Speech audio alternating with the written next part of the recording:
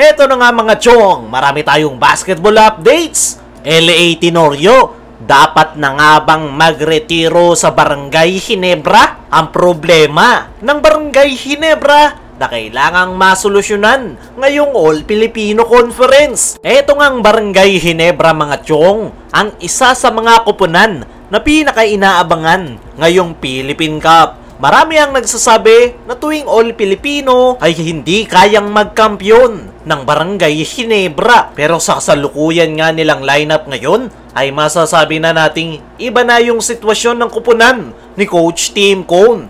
Pero meron nga silang problema na kailangan nilang masolusyonan. Okay na yung lineup ni Coach Tim.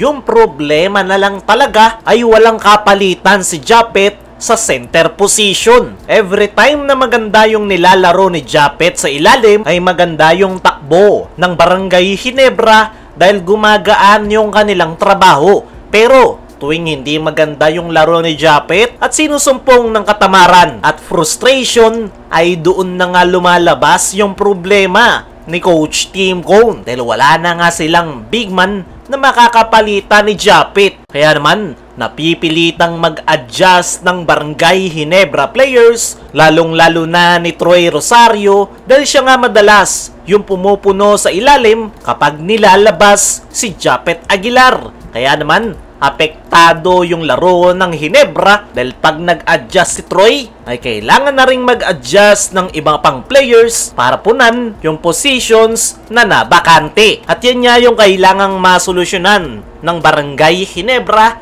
ngayong All-Filipino Conference. Kailangan nilang makahanap ng isang big man na po pwedeng pumalit kay Japet Aguilar. Ang kailangang big man nga ngayon ni Coach Tim ay isang role player na kayang makipagbalyahan sa loob ng painted area. Pwedeng gumalaw ang Barangay Ginebra pagdating sa trades para makakuha ng isang big man na mapapakinabangan sa loob ng painted area.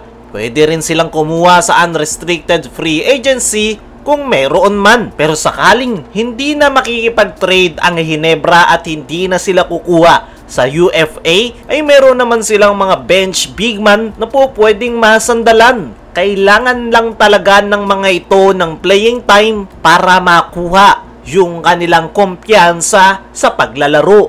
Gaya na lang netong si Ben Adamos. Pwede itong maging kapalitan sa ilalim para makapagpahinga si Japet Aguilar. Kailangan lang ni Ben Adamos na muling makuha yung kanyang kumpiyansa. Makukuha niya yan kung mabibigyan siya ni Coach Tim Cone ng playing time ngayong elimination round. Bukod kay Ben Adamos, ay expected nga na ngayong conference ay makapaglalaro na etong si Isaac Go. Pwede din itong makapalitan ni Japet at gaya ni Ben Adamos, kailangan rin ni Isaac Go ng more playing time lalo na't kaka-recover lang nito sa kanyang injury. Naniniwala ko mga chong na mayroong mga sapat na big man ang Barangay Ginebra na po pwedeng maging kapalitan ni Japet ngayong All-Filipino. Kailangan lang talaga ni Coach Tim na pagkatiwalaan yung kanyang mga bench players para in the long run ay hindi sila mamroblema. Dumako naman tayo dito sa kabilang balita. LA Tenorio, dapat na nga bang magretiro sa Barangay Ginebra? Ilang conference na nga ang nakakalipas simula nang magbalik si Tenorio sa Barangay Ginebra ay hindi na nga gaya ng dati yung kanyang role sa kanyang kupunan. Kung noon si LA Tenorio yung main point guard ng Barangay Ginebra at sa kanya nagsisimula ang triangle offense. Ngayon ay madalang na lang siyang mabigyan ng playing time. Actually, hindi na talaga siya nagagamit ni Coach Tim dahil meron na ngang mas mga reliable na batang gwardya ang Barangay Ginebra gaya na lang ni Scottie Thompson, RJ Abarrientos at iba pa. Kaya naman, dapat na nga bang magretiro etong si LA Tenorio para sa kanyang kupunan? Kung ako ang tatanungin mga chong, ay 50-50 ako dyan.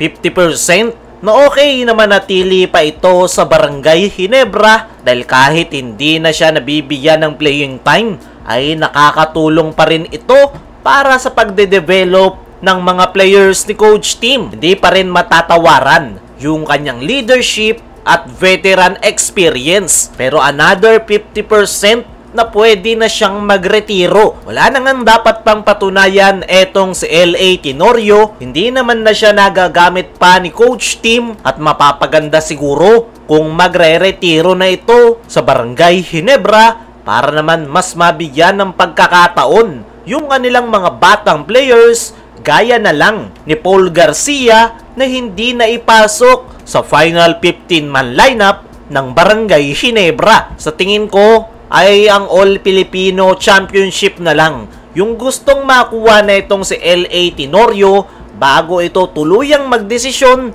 kung magre-retiro na ba talaga bilang professional basketball player. Kung magretiro man si L.A. ay hindi naman ito mawawalan ng trabaho dahil siya nga yung kasalukuyang head coach ng Batang Gilas. At the same time, gusto nga siya ng Ginebra management na maging parte ng coaching staff ng kanyang kasalukuyang kupunan na Barangay Ginebra. Kaya sa tingin ko mga chong, ay etong All-Filipino Conference ang huling komperensya ni LA sa Barangay Ginebra. Kaya mga chong, ano ang masasabi nyo? Dapat na nga bang magretiro si Tenorio? Ano rin yung masasabi nyo sa problema na kinakailangang masolusyonan ng Barangay Ginebra?